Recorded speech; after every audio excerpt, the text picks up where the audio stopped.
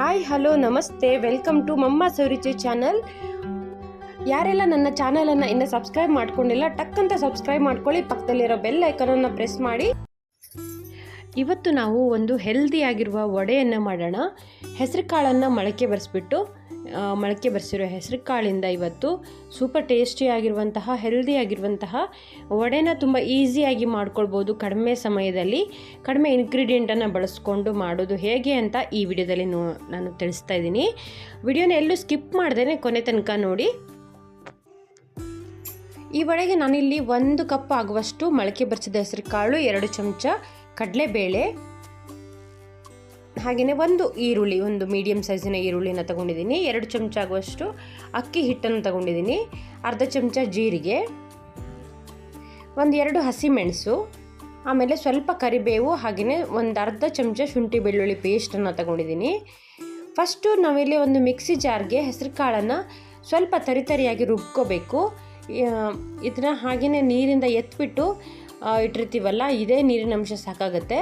ಇದ್ರ ಜೊತೆಗೆ ಕಡಲೆಬೇಳೆನ 1-2 ಅವರ್ ನೆನೆಸಿಟ್ಟಿದ್ದೀನಿ.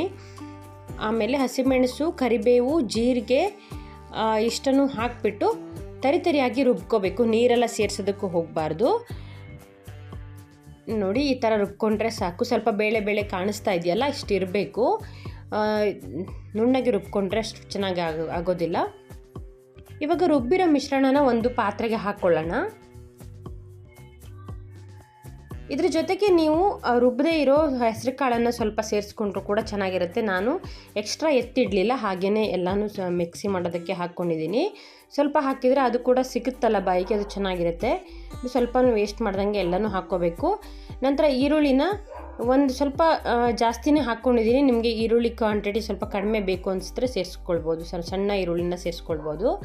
ನಂತರ ಇದ್ರ ಜೊತೆಗೆ ಶುಂಠಿ ಬೆಳ್ಳುಳ್ಳಿ ಪೇಸ್ಟು, ಅಕ್ಕಿ ಹಿಟ್ಟು, ಹಾಗೆಯೇ ರುಚಿಗೆ ತಕ್ಕಷ್ಟು ಉಪ್ಪು ಇವೆಲ್ಲವನ್ನು ಸೇರಿಸ್ಕೊಂಡು ಒಂದು ಸಲ ಹಾಗೆಯೇ ಮಿಕ್ಸ್ ಮಾಡ್ಕೋಬೇಕು ಚೆನ್ನಾಗಿ. ಇವಾಗಲೂ ಅಷ್ಟೇ ನಾವು ಒಂದು ಸ್ವಲ್ಪ ಕೂಡ ನೀರು ಸೇರಿಸಬಾರ್ದು, ಯಾಕಂದರೆ ನಾವು ವಡೆ ತಟ್ಟುವಾಗ ತುಂಬ ತೆಳ್ಳಗಾಗ್ಬಿಡುತ್ತೆ. ಹಾಗಾಗಿ ನೀರನ್ನು ಸೇರಿಸ್ತೇನೆ, ಹಾಗೆಯೇ ಇದೇ ನೀರಿನ ಅಂಶದಲ್ಲಿನೇ ಕಲಿಸ್ಕೊಂಡ್ರೆ ಸಾಕಾಗತ್ತೆ. ಈ ರೀತಿ ಒಂದು ಸಲ ಚೆನ್ನಾಗಿ ಮಿಕ್ಸ್ ಮಾಡ್ಕೊಳ್ಳೋಣ.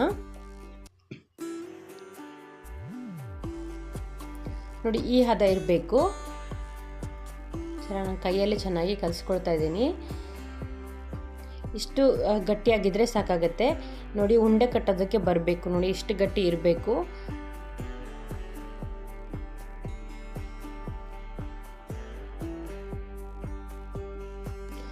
ಇವಾಗ ನಾನಿಲ್ಲಿ ಒಂದು ಸಲ ಉಪ್ಪು ಖಾರ ಎಲ್ಲ ಕರೆಕ್ಟಾಗಿದೆಯಾ ಅಂತ ಚೆಕ್ ಮಾಡಿಕೊಂಡು ಎಲ್ಲ ಕರೆಕ್ಟಾಗಿದ್ದರೆ ಈ ರೀತಿ ಉಂಡೆಗಳನ್ನಾಗಿ ಮಾಡಿ ಒಂದು ಸಲ ಇಟ್ಕೊಂಡ್ಬಿಡ್ತೀನಿ. ಯಾಕಂದರೆ ಬಾಣಿಗೆಗೆ ಬಿಡುವಾಗ ತಟ್ತಾ ಬಾಣಿಗೆ ಬಿಡೋದಕ್ಕೆ ಈಸಿ ಆಗುತ್ತೆ ಅಂತ.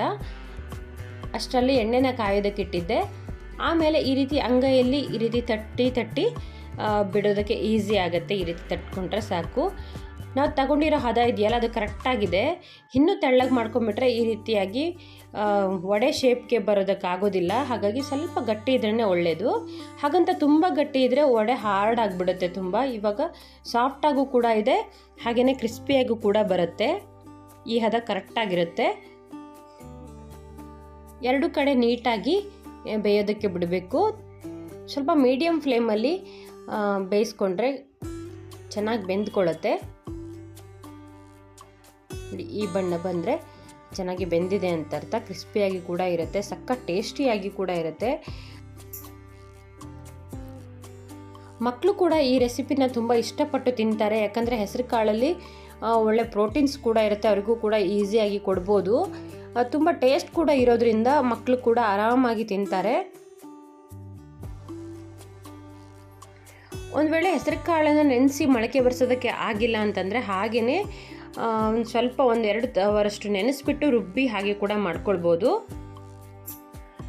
ನೋಡಿದ್ರಲ್ಲ ಎಷ್ಟು ಈಸಿಯಾಗಿ ಮೊಳಕೆ ಬರೆಸಿದ ಹೆಸರು ಕಾಳಿಂದ ವಡೆಯನ್ನು ಮಾಡ್ಕೊಳ್ಬೋದು ಅಂತ. ನೋಡೋದಕ್ಕೂ ಕೂಡ ಅಷ್ಟೇ ಸೂಪರಾಗಿ ಬಂದಿದೆ, ಹಾಗೆಯೇ ತಿನ್ನೋದಕ್ಕೂ ಕೂಡ ಒಳ್ಳೆ ಟೇಸ್ಟ್ ಇದೆ. ಹಾಗೆಯೇ ಆರೋಗ್ಯಕರವಾದಂತಹ ಹೆಸರು ಕಾಳು ವಡೆ ರೆಡಿಯಾಗಿದೆ. ನೀವು ಒಂದು ಸಲ ಟ್ರೈ ಮಾಡಿ, ಹೇಗೆ ಬಂತು ಅಂತ ಕಮೆಂಟಲ್ಲಿ ತಿಳಿಸೋದನ್ನು ಮರಿಬೇಡಿ. ಹಾಗಿದ್ರೆ ಇವತ್ತಿನ ವಿಡಿಯೋ ನಿಮಗೆಲ್ಲರಿಗೂ ಇಷ್ಟ ಆಯಿತು ಅಂತ ಅನ್ಕೋತೀನಿ. ಇಷ್ಟ ಆಗಿದರೆ ಒಂದು ಲೈಕ್ ಕೊಡಿ. ಫ್ರೆಂಡ್ಸು ಫ್ಯಾಮಿಲಿಯೊಂದಿಗೆ ಶೇರ್ ಮಾಡಿ.